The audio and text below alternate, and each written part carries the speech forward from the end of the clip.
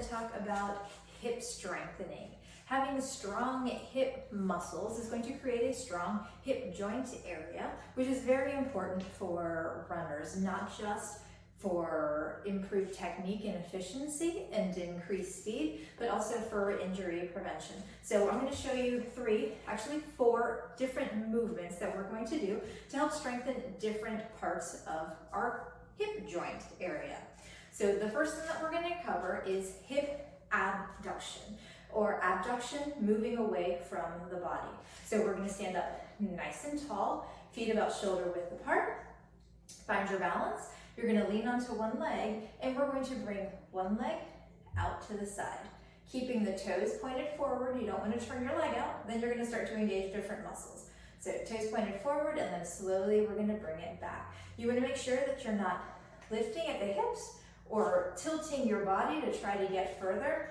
Stand up nice and tall. One, slowly back. And this is going to help strengthen that outer hip area. So those lateral muscles right here. Then of course, we want to do the other side. So same movement, out, slowly back down. Out, slowly back down. Now the next one that we're going to go over is hip adduction or adduction. So the opposite direction.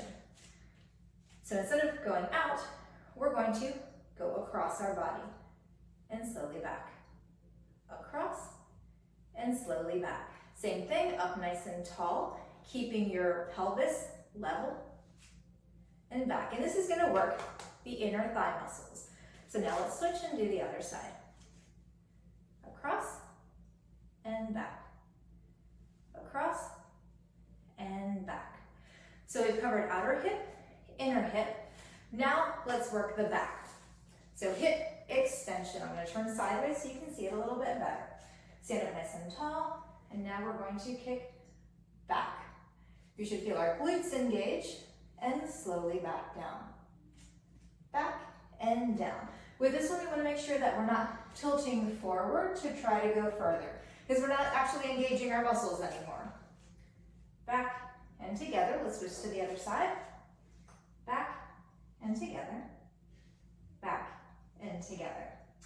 So there we have outer hip muscles, inner hip muscles, and the back. So now let's combine two of those movements, because very few movements that we do in our everyday life are straight forward or straight out to the side. A lot of times we're working in diagonal movements.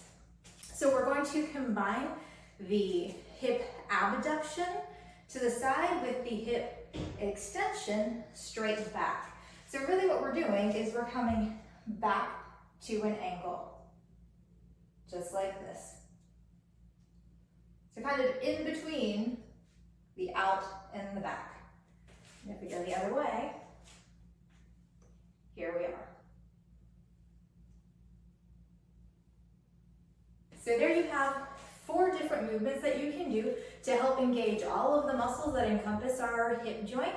If you wanted to increase the resistance to it, a simple way to do it is you can add one of these bands. You're just going to put it right around your ankle, and you can do all of the same movements that we just did. So here you have your hip abduction, nice slow and control on the way back. You have your hip adduction across the body. You have your hip extension straight back, and then we have the combination abduction extension. Go give it a try on your next workout.